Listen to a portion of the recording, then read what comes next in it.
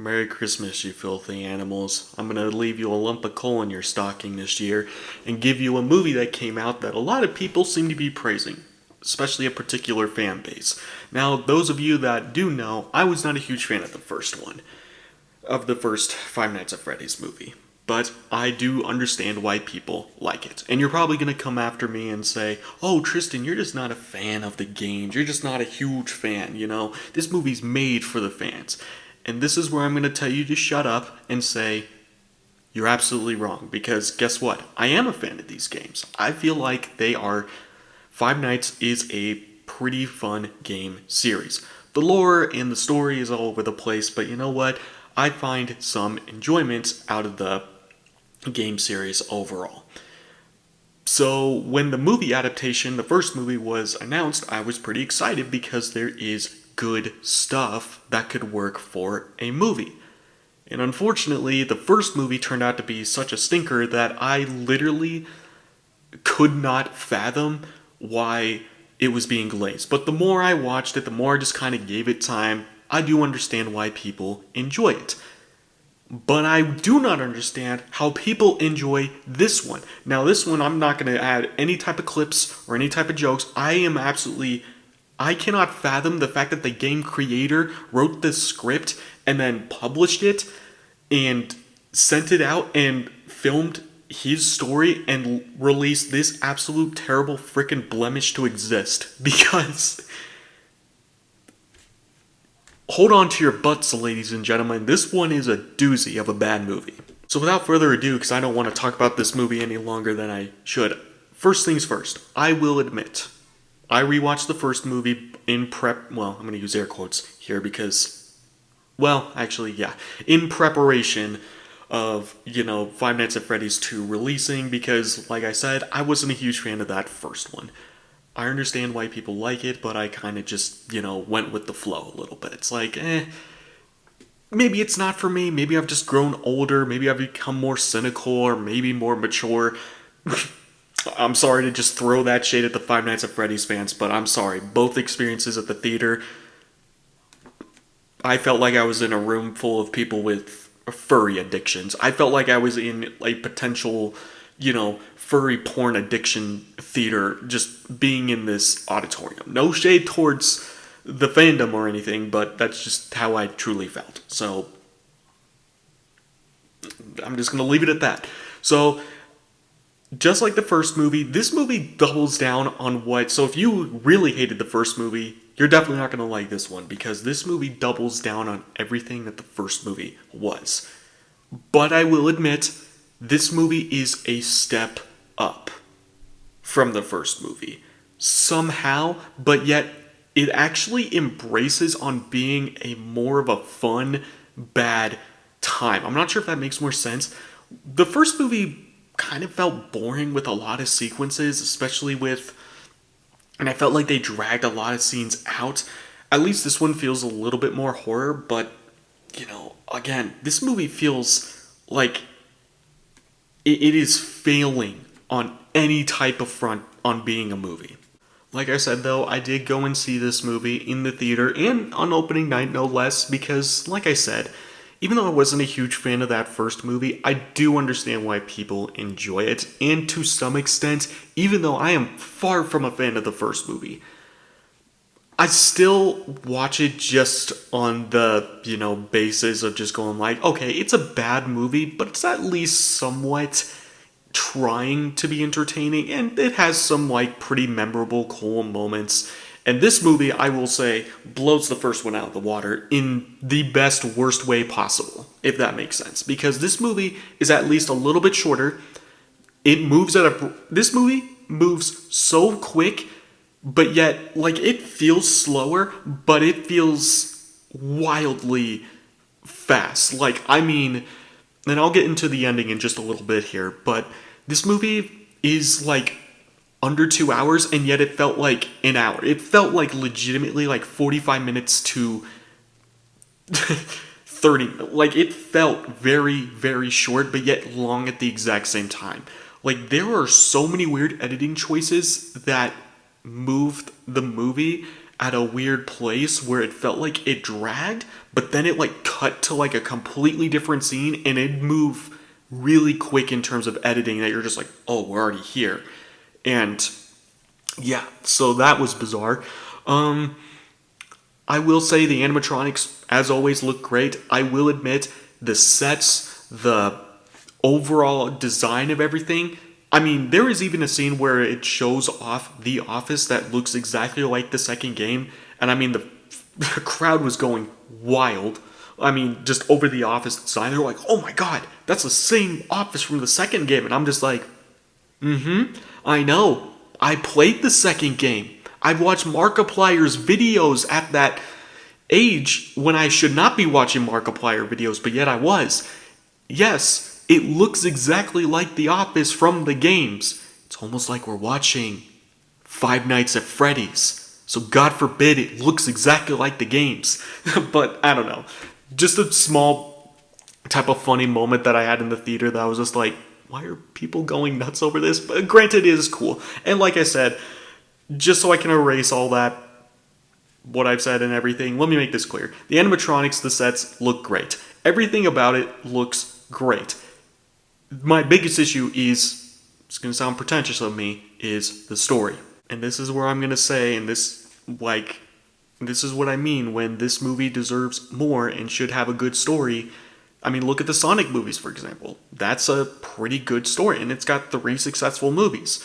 Look at, as flawed as the Mario movie is, at least it has a good, entertaining story. With Five Nights at Freddy's, you can do an interesting, scary story, and yet it is just a wet fart of... It's just not interesting. It is just like a queef of a story. And I'm sorry, half the Easter eggs in this movie, and that's the other thing. I know the lore to this series. I literally spent one night out of my... During like the first movie and everything, I literally spent an entire night just looking up the lore to this series just to kind of, go like, okay, what's the overall story? Because I know a lot of the other games, I think I only stopped at like game 4. I didn't play Security Breach or anything like that, or the Custom Night. I only got to, Sister Location and then just kind of, just let the series die a little bit. Because I was like, I don't feel like there's much you can take it. And I do feel like there is an interesting core story with the Afton family. And in this, nothing. This movie, it tries to at least do something, but it is just... I'm sorry, man. It's very uninteresting. I feel like the only interesting part is when you get some of the animatronics killing people, which doesn't happen until the last half of the movie. A really standout sequence, quite a few standout sequences as a matter of fact. One kind of happens in the middle of the movie where Vanessa goes into like a dream state, and Matthew Lillard's in this movie for like 2 tiddlywinks of a... Like, he is barely in this movie. He is in one scene and maybe pops up here and there. Once in the beginning as like Spring Bonnie, and then again in the middle for like 2 seconds and as a vision, and that's it. So hopefully his role going forward in the third movie, fingers crossed. Again, I'll dig into that ending overall in just a bit. And then Skeet Ulrich, you gotta scream. You got 2 pretty good actors, and you do nothing with them. And even the character that Skeet Ulrich plays, even though he's like a big component of the Five Nights at Freddy's games and the story and the lore, I'm just like, you have him just sit there. He literally, it's like they just hired him and he just did his scene and called it a day. So that's a little disappointing and even kind of infuriating, because it's like you have so much you can do with the story with this character, and yet you do nothing. And that is hugely, hugely disappointing. And I mean, the horror elements, I will say, are definitely improved. There's definitely goofy moments, believe me, there are. But this movie tries to lean more into horror, but not done fantastic. But again, it's PG-13, it's more lighthearted, it's trying to be that gateway type of horror. So, there is that. It does succeed in being like a tame horror movie. To an extent. There is still there's a really graphic head-crushing that even for a PG-13, I do admit, even though it wasn't as bloody or anything, the sound effects, the way they shot it was deeply kind of unsettling. That was like the only graphic kill in the movie that made me go, ooh, that's pretty gnarly and pretty cool. And it's really about it. The main villain in this, Michael Afton, character from the game, he gets like 2 seconds of screen time. Well, he shows up in the showing off the original restaurant and then kills a bunch of people. Kills McKenna Grace, which, by the way, she barely serves a plot to this movie. She literally just plays like a ghost character, like a ghost hunter, basically, and then gets possessed by the puppet. And I guess you could say that's her only role in the movie. But even then, I'm just like, why did you have to hire her? It just felt like you could have grabbed any famous celebrity. So I just found it weird the fact that it's just like these could have literally been a group of no names, and you would have been fine. But that was a pretty standout sequence. But yeah, she barely does anything except gets possessed and then dies later in the movie. Yeah, so basically, all I'm saying is that this could have been so much more if you just developed the story a little bit more. But unfortunately, they aren't interested in that. This movie barely feels like Five Nights at Freddy's. Like, with the night one, night two type of stuff. Does not do any of that. I mean, it just continues the story from the first one, which if you were really interested in that, which I wasn't, I was only interested on getting like a fun game mechanic type of.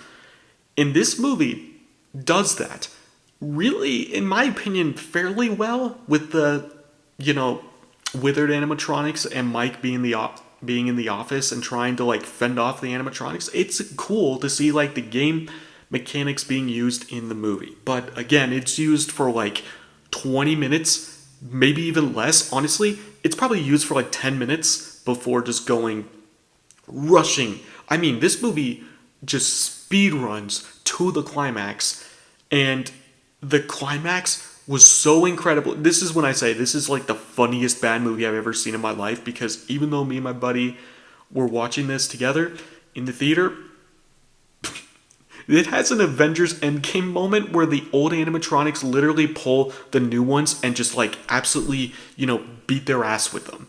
And then Michael Afton just gets like, body slammed to the floor, and then that's our big villain. Like, even though he was like built up, and even the Fast Fest they built up in this movie has no any type of build up. It is literally just thrown in, and you're probably thinking when you watch the advertisements like, ooh, this festival, this is going to build up to something cool. Nothing is done with it. And yeah, the animatronics show up, and then once they do, I'm going to spoil the ending because pretty sure this movie released long enough for you to know the ending, or if you don't even care,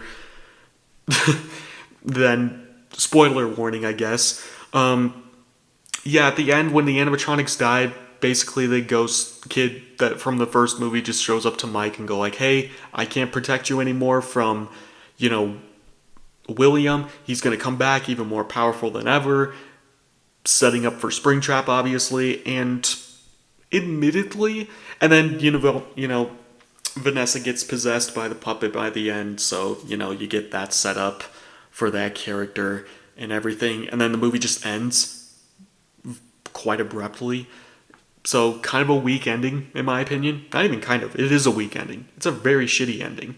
On top of that, this movie is just very clearly a middle chapter. I think that's what pisses me off, is the fact that it is very clearly a middle chapter. You can't watch this movie and enjoy it on its own. It literally just ends like that. And then, yeah, admittedly, I am curious to see where they go with this series. By the end, when you do see Springtrap, by the end of the film, I will admit, the very brief glimpse you have of him, and it's, he's under a bag and everything, it's really cool. Admittedly, it looks cool, and everything about it is getting me hyped, admittedly, for the third and potentially final film.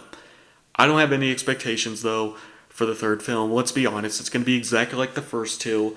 It's going to play it safe. It's not going to be like the games, but I'd be pleasantly surprised if it leans further into horror the more it goes on. This one is darker and does lean into more horror elements and darker elements, but overall, most of the Easter eggs that are being thrown at you, they make no sense in the context of the story. I mean, it's setting up a lot, and yet you get very. I mean, hell, there's even a cameo from Ballora, one of the animatronics from Sister's location, and it just stands there looking menacing, and then that's it. It's just for fans to go like, "Oh, I know this." It's like, man, it's just exhausting. It's not fun. It's not fun when movies do this, man. But I will admit, for me personally, even though I have a lot of issues with it, and it's not as fun, this was a really funny, hysterical, bad movie. And at least it moves somewhat fast, so it's entertaining. And I will say a little bit of an improvement of the first movie. I've watched this twice in theaters, which is already more than I can say about the first movie. I already watched it once in theaters, and then a couple of times at home, and I kind of just, forgot about it. So I will say at least the second movie's more entertaining than the first movie, and does things absolutely batshit insane. Also, Wayne Knight is in here for like 2 seconds playing an abusive teacher. It's almost like his character, Dennis Nedry from Jurassic Park, just got, fired from InGen, obviously, and just started working as a school teacher, because he's just an utter psychopath, just being this absolute dick towards the kids. It's kind of funny in all respects. And then he gets that gruesome kill in the movie. Spoiler alert, he does get that head-crushing death, which is, like I said, pretty cool. So, overall, if you're looking for a whole lot of hate from me, you got a lot of it, but here's what I'm going to bring in the positives. It has a lot of good, fun, bad stuff. This is a great movie to just, kick it back with your pals and just have a drink or two and just watch the madness unfold, because this movie gets really nutty. And I am curious to see what they do with the third one. Anyway, that's about it. Sorry that's a lot longer than I anticipated. Sorry it's not more entertaining. Guarantee you're going to watch 30 seconds of this and not even give a shit. But anyway, if you made it this far, have a Merry Christmas, everyone. That's about it. See ya.